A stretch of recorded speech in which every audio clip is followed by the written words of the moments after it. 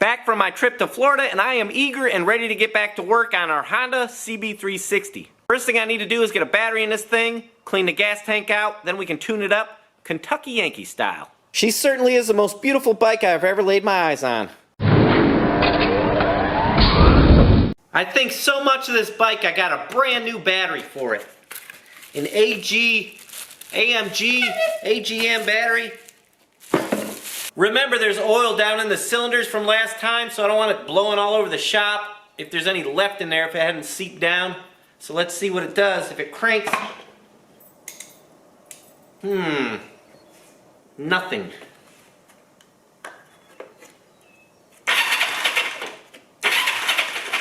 Was a bad connection at the fuse.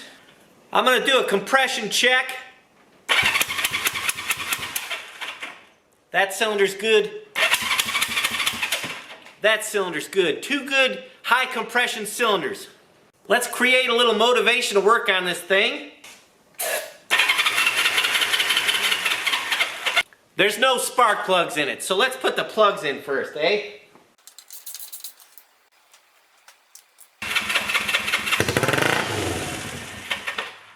So unfortunately, our beautiful mufflers that I love so much have holes in them. As you can see, I didn't notice it until now. The transmission fluid has dripped out of the mufflers as I was cranking it over.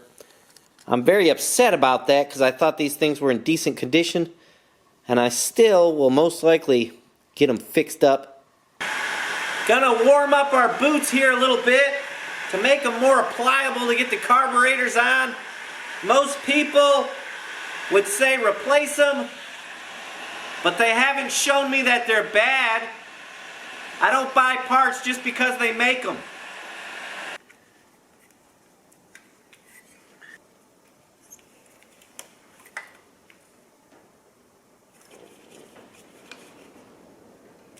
I like this cable setup better than the 350s. This 360 is like a push-pull kind of deal. On a CB350, you have to adjust both carburetors and synchronize the cables. And this one, because it has a linkage on it, you don't have to do that, which is a lot nicer if you ask me. I'm going to show you the inside of this tank. It's the cleanest one I have ever seen, but it still has a little bit of rust in it, and I want it out of there. Hopefully that gives you a view of the inside of the tank in that front corner. Look how clean that thing is. This is the best I can do for you. I'm trying to focus in on it. I'm going to take our petcock apart and clean it up, but I noticed something straight away. Our reserve tube is broke off, but that's okay, we don't need it.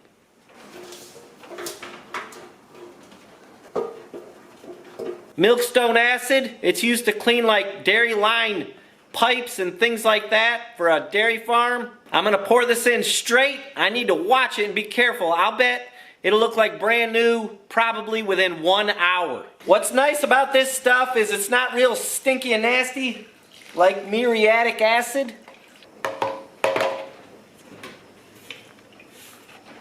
Woo! I washed the tank out with soap and water and baking soda, and now I'm going to dry it off with this dryer. Came out perfect. I mean, it is spotless inside of this tank, and whether you believe it or not, it took me about 1 hour of soaking it. There it is, the inside of the tank, nearly perfect. I'm going to coat it with a little motor oil and diesel fuel to keep it from flash rusting. Look at the damage right there on the petcock. See that? Somebody's gouged in it somehow or another. I'm going to take this off and look at the screen. Let's see what it looks like inside. Not bad at all. So not very dirty at all. I'm going to clean it all up, blow some stuff through it, some air, make sure it's working good, and slam her back on the tank.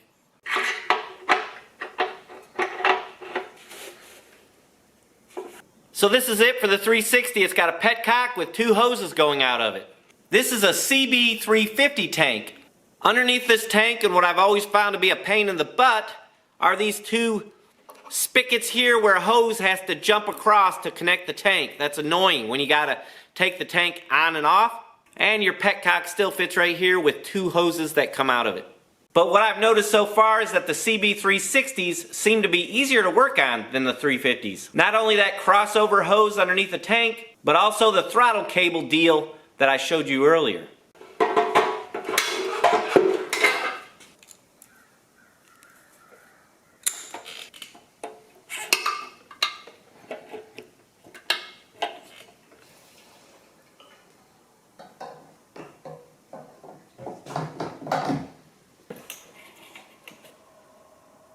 I have to at least file the points before we try to start it to make it run.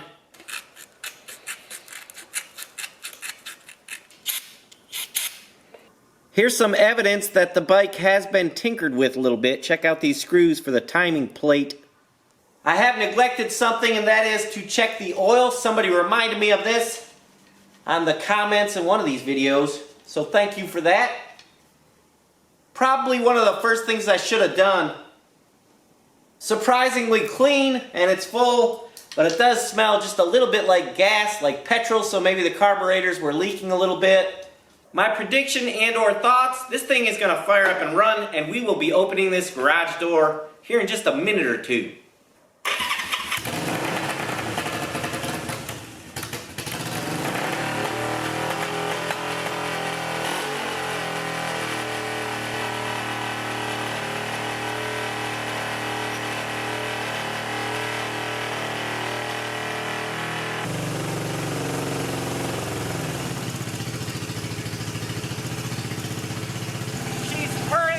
Running like a sewing machine. Uh-oh. Air leak.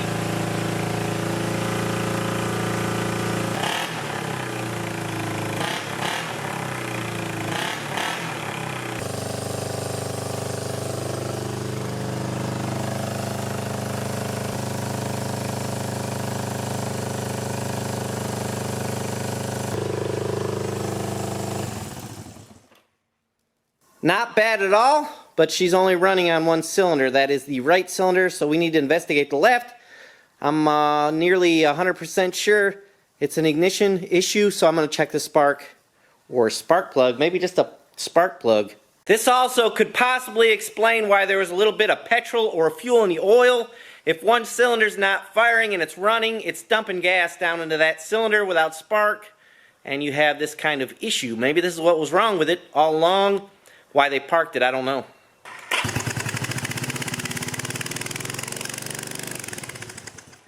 Just as I suspected, no spark. Now we need to figure out why. This is a plug out of the other bike. I'm just going to see if it... I gotta turn the... Oh, key must be on. Can you see it sparking? It's kind of red, but I think it's working now.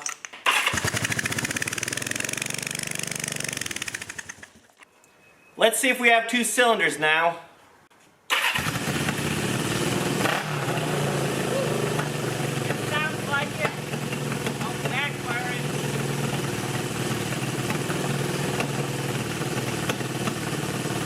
it. Pretty cool. We have two cylinders now, but the right side now is backfiring, popping a little bit. I'm sure you heard it. It's running pretty darn good for not having run for who knows how many years.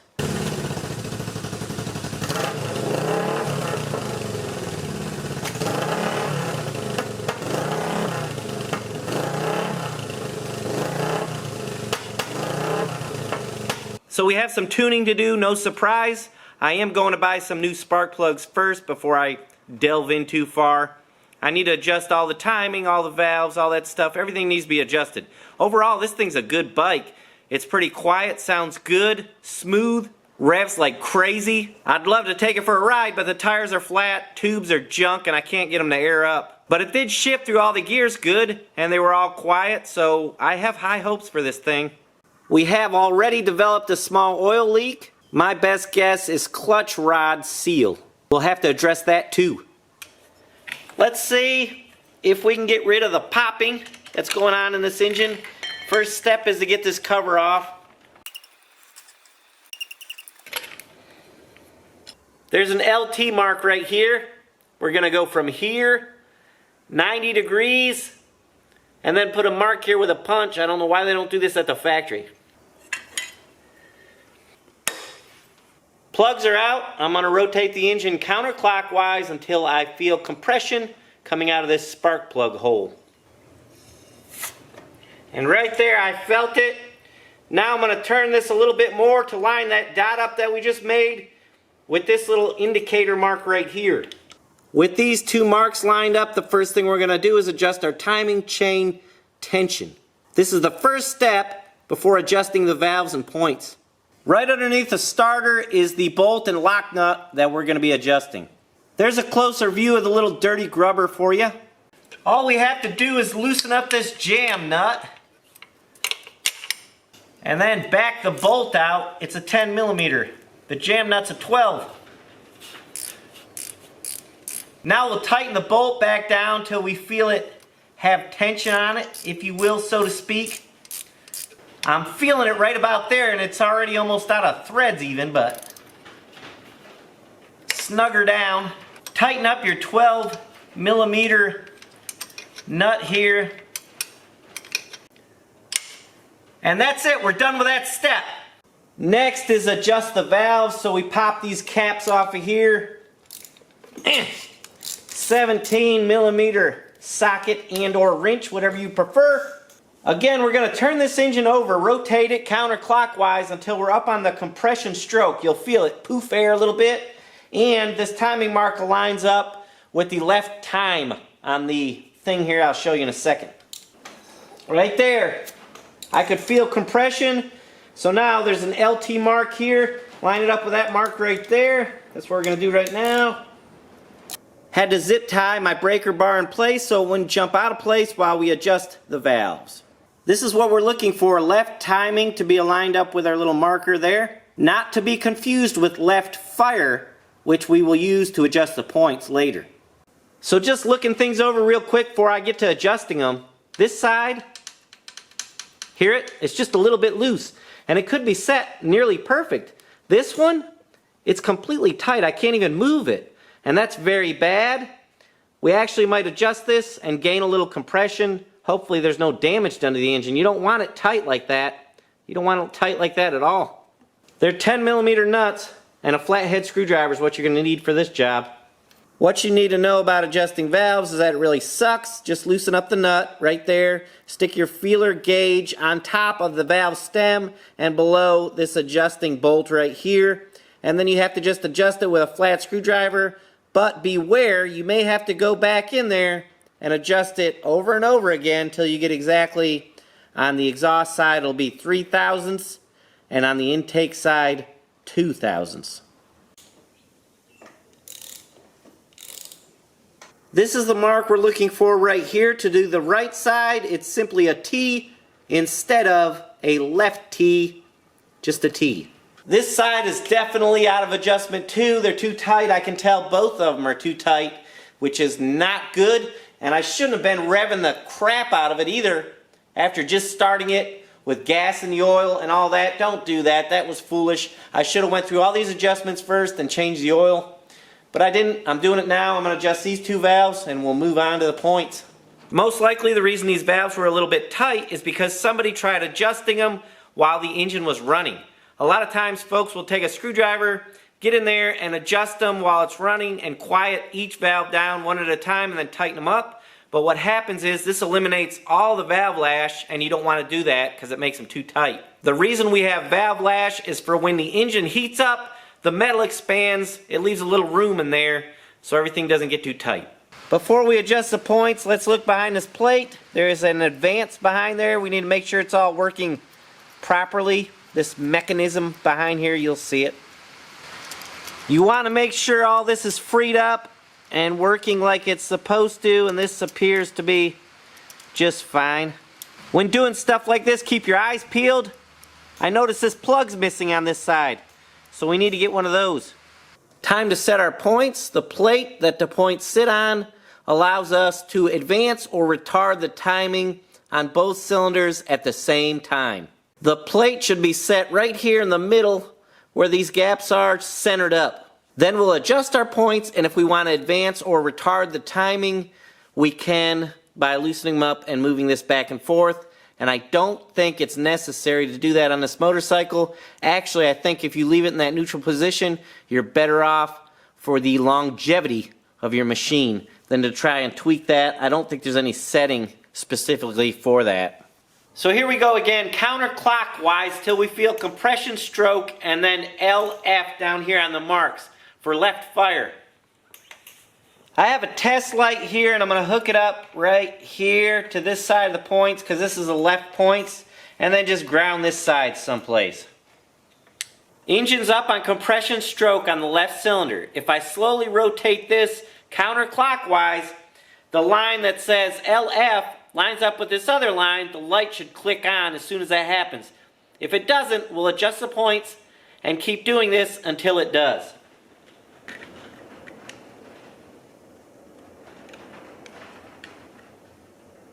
You can see the left fire line as soon as it lines up with that line right there. Our light up here will come on, see? Just like that. You want to make sure it's absolutely perfect. You don't want it off at all. There's also another method of setting points using a feeler gauge, which is just as effective.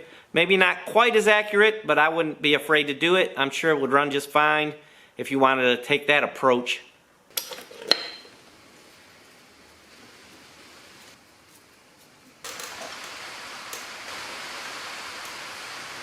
Time to set the carburetors. I'm going to do it old school. It'll be close enough to the stoichiometric value of 14.7 to 1 or whatever it is. On these motorcycles, you're technically supposed to use a vacuum gauge and set them, you know, just exactly perfectly. I'm not taking that route. Just like I said, you can use feeler gauges for the points. You can. And all these adjustments will get you close enough. Anybody that tells you it won't is one of these technical nerds that needs everything absolutely perfect and doesn't make any difference. For all of you offended right now, just keep in mind this is only my opinion and you could have a different one if you would like. I'm going to show you just how to adjust one side. If you can do one side, you can do the other. I'm not going to waste your time. First thing, pick a cylinder and put a plug in there so it can fire against the metal. That keeps your coil from heating up. What's cool about these 360s is that both cylinders are already calibrated together mechanically, and this screw right here will adjust your idle up and down to get it 1,000 RPMs, and that's what we're looking for, and it'll do both cylinders. So once that's adjusted, we can just go from one cylinder to the other. If you were to use a vacuum gauge, this is where you would hook into it right there. I don't even have my air filters hooked up yet, so this adjustment is going to have to be done again anyways.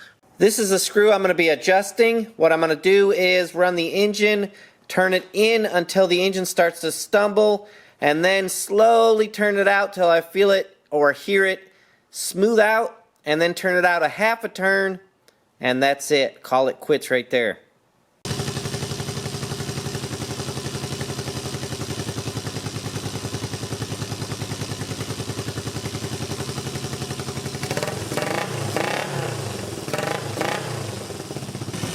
Carbs are set. Here's what we're looking for: a nice smooth idle and a very responsive throttle.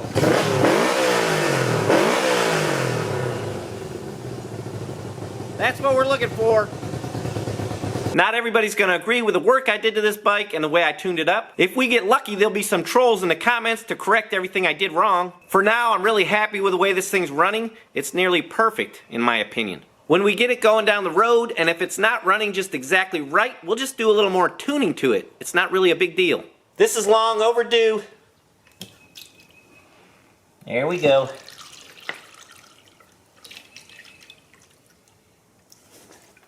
I'm sure there's some kind of filtration system inside of here that needs to be cleaned out, but we're not going to take that route today. I just want to get some fresh, clean oil in it. We've made a lot of progress on this bike, but there's still a lot of progress that needs to be made on this bike. I'm really happy with the way everything's turned out so far. Thanks for watching, guys, and we'll see you next time.